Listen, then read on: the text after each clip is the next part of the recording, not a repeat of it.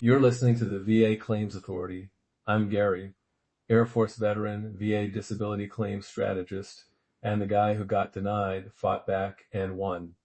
I'm here to make sure the VA doesn't leave you behind.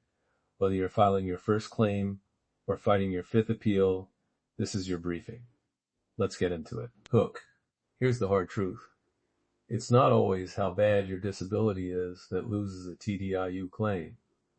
It's how well you prove it affects your work.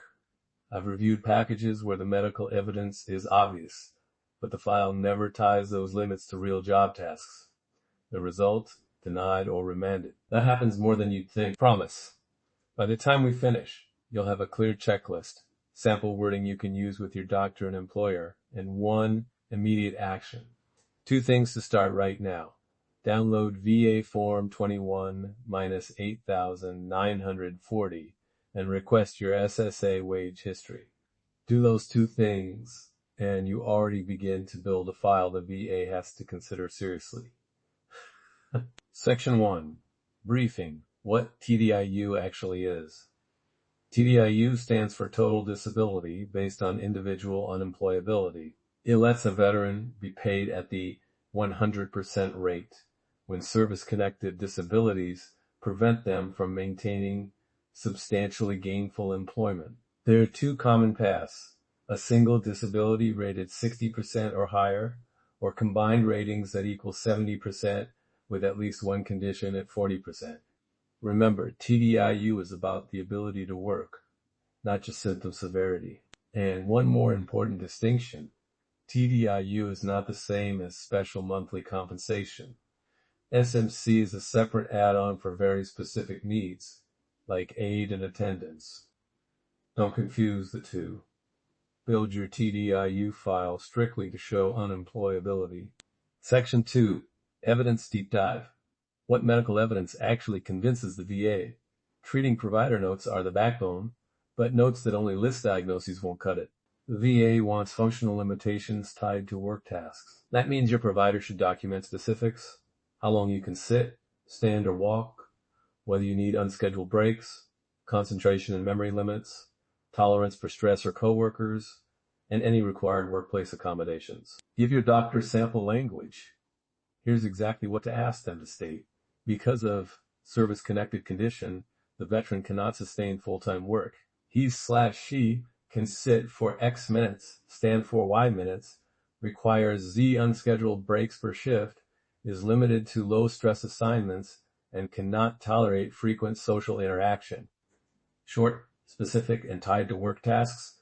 When a provider uses those functional terms, the VA can map them to job requirements. Also collect activity limitations.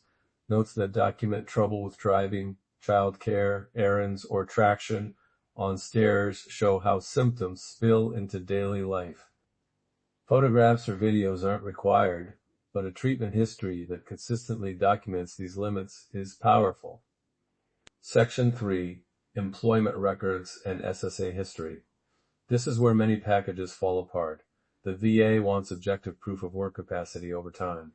That includes SSA wage reports, employer performance reviews, disciplinary actions, exit paperwork, and job descriptions. These documents show whether you were able to perform essential duties and whether symptoms caused absences or performance drops. How to request them. Go to ssa.gov and request your Social Security earnings record.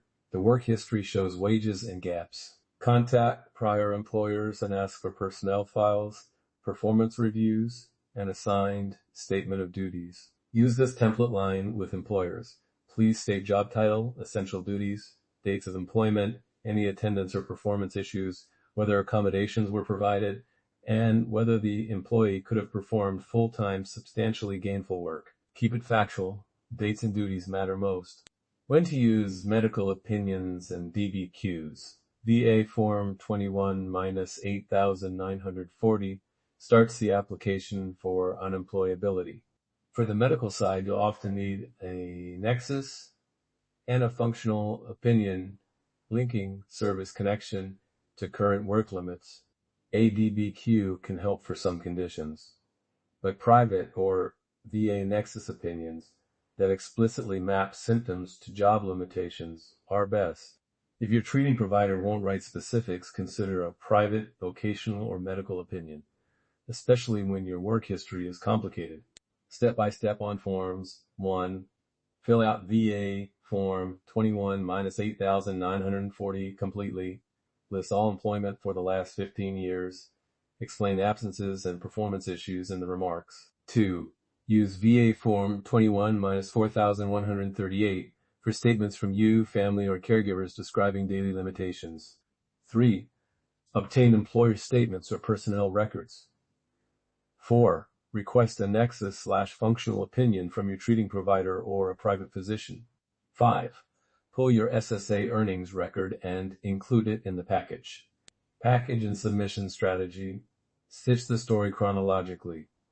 Create a one-page timeline that ties service events to symptom onset, treatment, and work impacts. Put the timeline at the front of your submission and then append supporting documents in date order.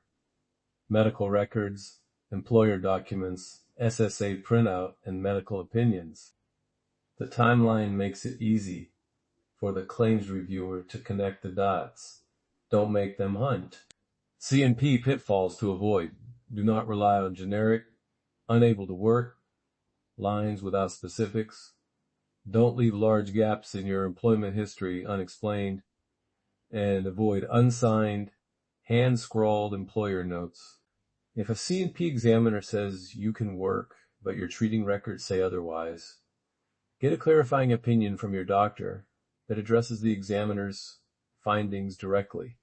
Be proactive. The claims file should preempt the common C&P questions. Action step. What to do right now.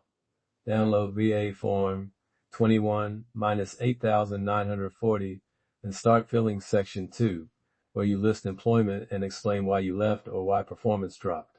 At the same time, go to ssa.gov and request your earnings record. The SSA printout is objective proof of employment and gaps. Those two actions begin a package the VA can't ignore. Do them today and email your provider the sample wording I gave earlier so they can prepare a functional statement. Close.